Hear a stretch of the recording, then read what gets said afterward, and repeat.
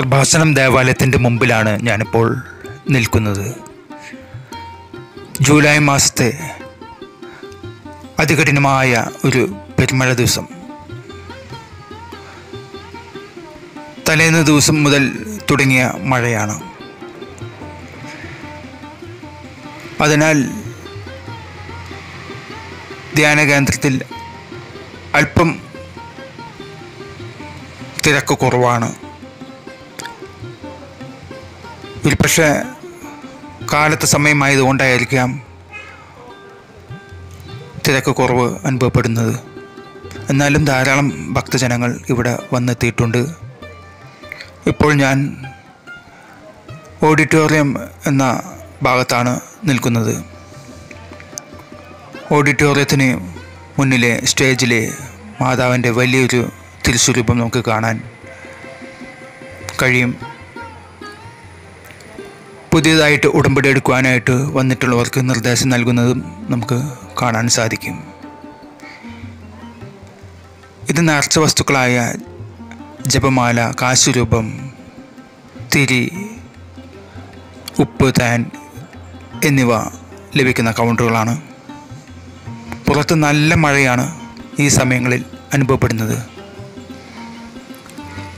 ഈ വർഷം കാലവർഷം ജൂൺ മാസത്ത് വളരെ ദുർബലമായിരുന്നു. പക്ഷേ അതിൻ്റെ എല്ലാ കുറവുകളും നികത്തിക്കൊണ്ടാണ് ജൂലൈ മാസം ആദ്യത്തോടുകൂടി മഴ കനത്തത്. ശക്തമായ മഴ ഉള്ള ഒരു ദിവസമാണിന്ന്. അതിനാൽ കുറച്ച് അസൗകര്യം ഭക്തജനങ്ങൾക്ക് ഉണ്ടായോ എന്ന് സംശയമുണ്ട്. എന്നാലും അത്യാവശ്യം തിരക്ക് അനുഭവപ്പെടുന്നുമുണ്ട്. നേർച്ച വസ്തുക്കളുടെ മുമ്പിൽ അവ വാങ്ങുവാനായിട്ടുള്ള ആൾക്കാരെ കാണാൻ സാധിക്കും. നമുക്ക് ഓഡിറ്റോറിയം സ്റ്റേഡിയത്തിൻ്റെ ഭാഗത്തേക്ക് പോകാം. അമ്മ മാതാവിൻ്റെ വലിയൊരു തിരുസ്വരൂപം ഇവിടെ സ്ഥാപിച്ചിട്ടുണ്ട്. അവിടെ ചെന്ന് പ്രാർത്ഥിക്കാനും നിയോഗങ്ങൾ, സങ്കടങ്ങൾ, ആവലതകൾ ബോധിപ്പിക്കാനായിട്ട് ആളുകൾ എത്തിച്ചേർന്ന ഒരു കാഴ്ചയും കാണാൻ സാധിക്കും. പരിശുദ്ധ അമ്മ മാതാവിൻ്റെ വലിയൊരു അനുഗ്രഹമുള്ള ഒരു ദേവാലയമാണ് കൃപാസനം. അനേകായിരങ്ങളാണ് ദിവസം ഇവിടെ വന്ന് പ്രാർത്ഥിച്ച് നിയോഗങ്ങൾ എടുത്തു പോകുന്നത്.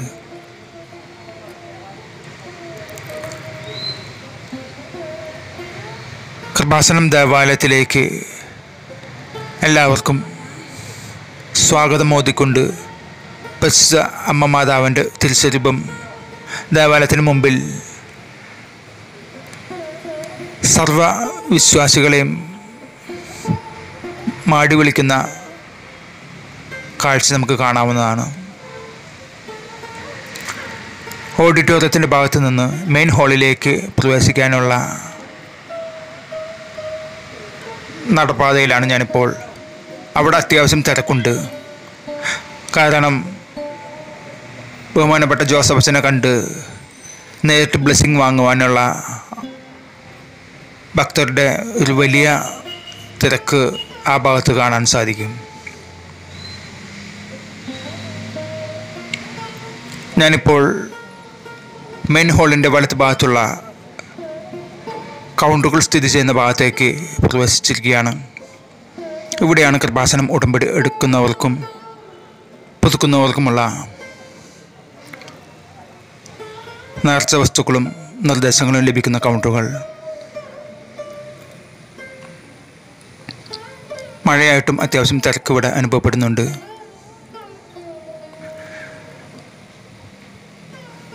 അമ്മ മാതാവ് അനേകായിരങ്ങൾക്ക് കൃപ ചൊരിഞ്ഞുകൊണ്ട് നിൽക്കുന്ന ഈ ദേവാലയത്തിലേക്ക് തങ്ങളുടെ നിയോഗങ്ങൾ സമർപ്പിക്കാൻ എത്തിക്കൊണ്ടിരിക്കുന്ന ഭക്തജനങ്ങൾക്ക് ആശ്വാസമരുളുകൊണ്ടാണ് അമ്മ മാതാവ് ഈ ദേവാലയത്തിലായിരിക്കുക.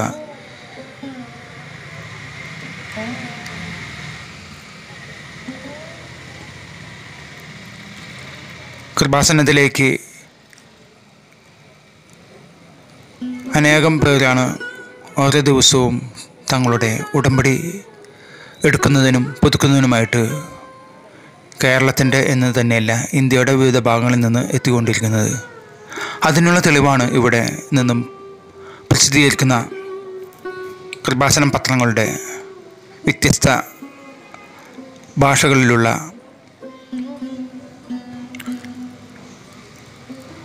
പത്രം ലഭിക്കുന്നത്.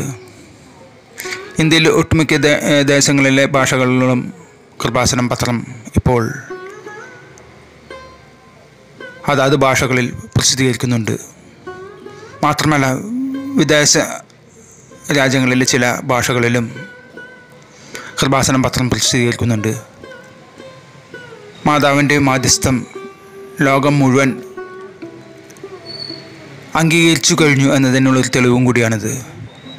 2-ാം നമ്പർ കൗണ്ടറിലാണ് കൃപാസനം ഉടമ്പടി പുതിയതായിട്ട് എടുക്കാനുള്ള കൗണ്ടർ. അവിടെ അത്യാവശ്യം തിരക്കിപ്പോൾ നമുക്ക് കാണാൻ സാധിക്കും.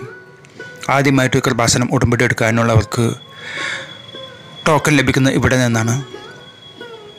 ഈ ടോക്കൺ എടുത്തതിന് ശേഷം നിശ്ചിത സമയങ്ങളിൽ ഈ ബിൽഡിങ്ങിൻ്റെ 2-ാമത്തെ നിലയിൽ അവർക്കൊരു ക്ലാസ് ഉണ്ട്. ആ ക്ലാസ് അറ്റൻഡ് ചെയ്ത് വേണം കൃപാസനം ഉടമ്പടി എടുക്കുന്ന ഭാഗത്തേക്ക് വരുവാനുള്ളത്. ഇതിപ്പോൾ നാം കാണുന്നത് കൃപാസനം മാതാവ് ബഹുമാനപ്പെട്ട ജോസഫസിന് പ്രത്യക്ഷപ്പെട്ട അതേ രൂപത്തിലുള്ള ഒരു മാതാവിൻ്റെ ഒരു പൂർണ്ണകായ പ്രതിമയാണ്. ഈ മാതാവിൻ്റെ പ്രത്യേകത വിമല ഹൃദയത്തിൽ ക്ലോക്കിൻ്റെ രൂപമാണ് അമ്മ മാതാവ് പ്രത്യക്ഷപ്പെടുമ്പോൾ ജോസഫസിന് കാണപ്പെട്ടത്. ആ ഒരു രൂപമാണ് ഇവിടെ സ്ഥാപിച്ചിട്ടുള്ളത്. അനേകം പേർ ഈ തിരുസ്വരൂപത്തിന് മുമ്പിൽ പ്രാർത്ഥിച്ച് അതിന് മുൻപിലായിട്ട് താഴെ വെഞ്ചരിച്ച മണ്ണ് ലഭിക്കുന്ന ഒരു സ്ഥലമുണ്ട്. അവിടെ നിന്ന് വെഞ്ചരിച്ച മണ്ണ് എടുത്തു കൊണ്ടുപോകുന്നതും കാണാം. പലരും വീട് വിൽപ്പന, വസ്തു വിൽപ്പന തുടങ്ങിയവയ്ക്കായിട്ട് ഈ വെഞ്ചരിച്ച മണ്ണ് അവരുടെ വസ്തു വിൽക്കുവാൻ ആഗ്രഹിക്കുന്ന സ്ഥലത്ത് പ്രാർത്ഥിച്ച് നിക്ഷേപിക്കുന്നത് വഴി സ്ഥല കച്ചവടം നടക്കുന്നതായിട്ട് അനേകം സാക്ഷ്യങ്ങൾ കേൾക്കാം. അതിലൂടെയാണ് ഈ ഭക്തജനങ്ങൾ ഈ മാതാവിൻ്റെ രൂപത്തിന് മുമ്പിലുള്ള വെഞ്ചരിച്ച മണ്ണ് വിശ്വാസപൂർവ്വം കളക്ട് ചെയ്ത് വീടുകളിലേക്ക് കൊണ്ടുപോകുന്നത്. നമുക്ക് മെയിൻ ഹാളിലേക്ക് പോകാം. അവിടെ നല്ല തിരക്ക് അനുഭവപ്പെടുന്നുണ്ട്.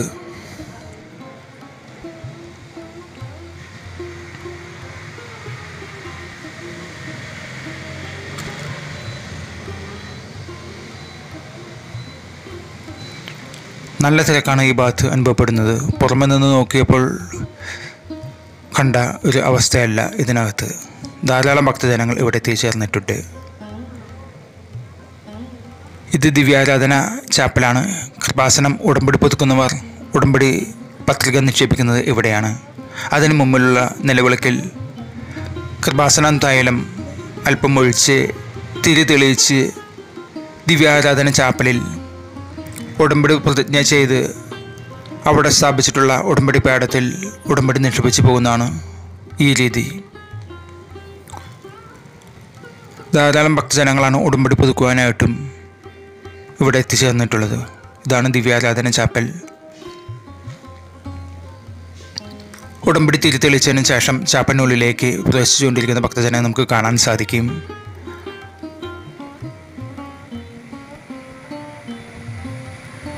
നമുക്കിനി മെയിൻ ഹാളിൻ്റെ ഭാഗത്തേക്ക് പോകാം. അവിടെ ഹാളിലേക്ക് കടക്കാൻ സാധിക്കാത്തത്ര തിരക്കാണ് അനുഭവപ്പെടുന്നത്. കൃപാസന മാതാവിൻ്റെ തിരുസ്വരൂപം ഈ ഹാളിലാണ് ഉള്ളത്. അതുപോലെ ക്രൂശിതനായ യേശുനാഥൻ്റെ ഒരു തിരുസ്വരൂപം നമുക്കിവിടെ കാണാൻ സാധിക്കും.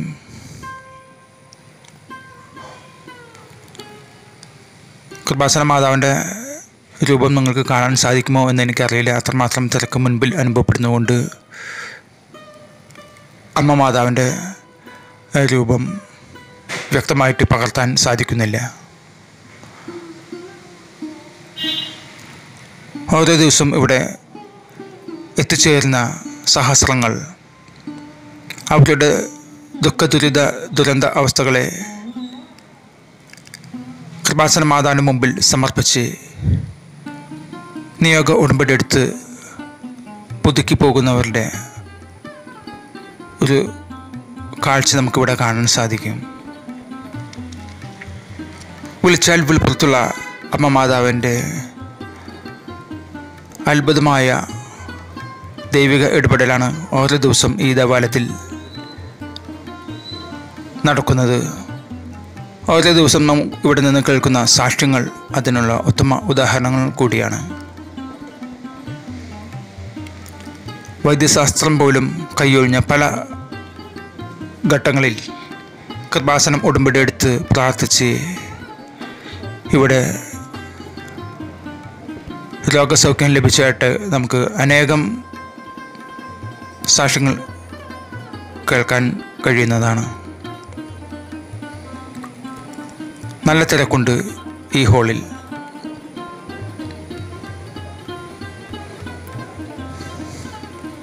ആദ്യമായിട്ട് ഉടമ്പടി എടുക്കാൻ വരുന്നവർക്ക് ഈ ദേവാലയത്തെക്കുറിച്ച് കാര്യമായി അറിയില്ല. അതുകൊണ്ടായിരിക്കാം പലരും കമൻ്റ് രൂപേണ ചോദിക്കുന്നുണ്ട് എങ്ങനെയാണ് ഉടമ്പടി എടുക്കേണ്ടത് എന്നെല്ലാം.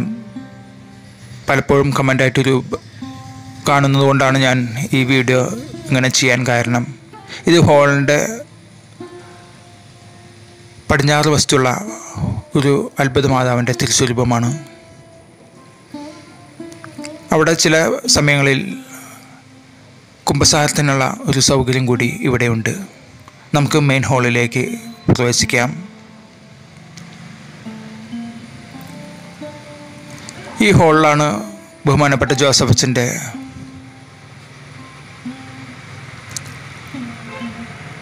സുവിശേഷ പ്രസംഗങ്ങളും അതുപോലെ ധ്യാന പ്രസംഗങ്ങളും നമുക്ക് കേൾക്കാൻ സാധിക്കുക. ഉടമ്പടി സാക്ഷ്യങ്ങൾ പറയുന്നതും ഈ മെയിൻ ഹാളിലാണ്.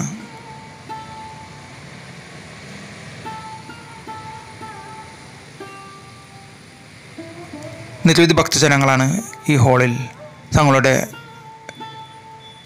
നിയോഗങ്ങളെ മാതാവിനും കർത്താവായ യേശുവിനും മുമ്പിൽ സമർപ്പിച്ച് പ്രാർത്ഥിച്ചു കൊണ്ടിരിക്കുന്നത്.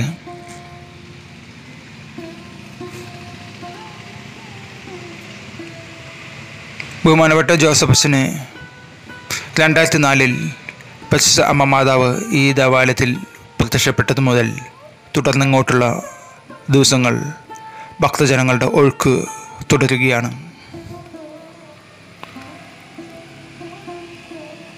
ഉടമ്പടി മാതാവിൻ്റെ ഒരു പ്രത്യേകത കാലതാമസം ഇല്ലാത്ത, ദൂരപരിധിയില്ലാത്ത, കാലത്തിനും ദൂരത്തിനും മേലെയാണ് അമ്മയുടെ മാധ്യസ്ഥം ഇടപെടുന്നത്. ഉടമ്പടി ഓൺലൈനിലായിട്ടും എടുക്കാനുള്ള സൗകര്യമുണ്ട്. എന്നിരുന്നാലും നേരിട്ട് ഈ ദേവാലയത്തിൽ വന്ന് ഉടമ്പടി എടുത്ത് പ്രാർത്ഥിച്ചു പോകുന്നവരാണ് ഏറെയും. ഇവിടെ എത്താൻ കഴിയാത്തവരാണ് ഉടമ്പടി ഓൺലൈനിൽ എടുത്ത് പ്രാർത്ഥിച്ച് അമ്മ മാതാവിനോട് അനുഗ്രഹങ്ങൾ ചോദിക്കുന്നത്.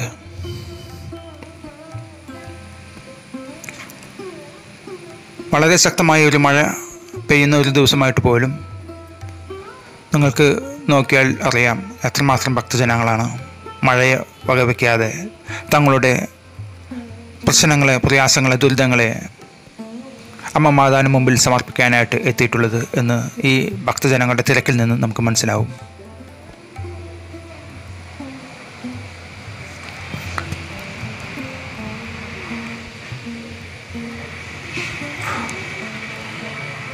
കൃപാസനമ്മ മാതാവ് വിളിച്ചാൽ വിളി കേൾക്കുന്ന ലോകത്തിൻ്റെ അമ്മയാണ്. ജാതി മതഭേദമന്യേ അനേക മക്കളാണ് അമ്മയുടെ മുമ്പിൽ തങ്ങളുടെ ആവശ്യങ്ങൾ യാചിച്ചുകൊണ്ട് ഇവിടെ എത്തുന്നത് എന്നുള്ളത് ഓരോ സാക്ഷ്യങ്ങളിൽ നിന്നും നമുക്ക് വ്യക്തമാണ്. ജാതി മത വർഗ വ്യത്യാസമില്ലാതെ, പണ്ഡിതനെന്നോ പാമരനെന്നോ വ്യത്യാസമില്ലാതെ, ധനികനെന്നോ ദരിദ്രനെന്നോ വ്യത്യാസമില്ലാതെ ഇവിടെ എത്തിച്ചേർന്ന അനേക കാര്യങ്ങൾക്ക് അമ്മ എപ്പോഴും തുണയായി, മധ്യസ്ഥമായി നിൽക്കുന്നു. അമ്മയ്ക്ക് മുമ്പിൽ എല്ലാവരും തുല്യർ മാത്രമാണ്. ഞാൻ കൃപാസനം ദേവാലയത്തിലെ പ്രാർത്ഥന കഴിഞ്ഞതിന് ശേഷം പുറത്തേക്ക് കടക്കുകയാണ്. മറ്റൊരു വീഡിയോയുമായി വീണ്ടും വരുന്നതായിരിക്കും. അതുവരെ എല്ലാവർക്കും നന്ദി, നമസ്കാരം. ദൈവം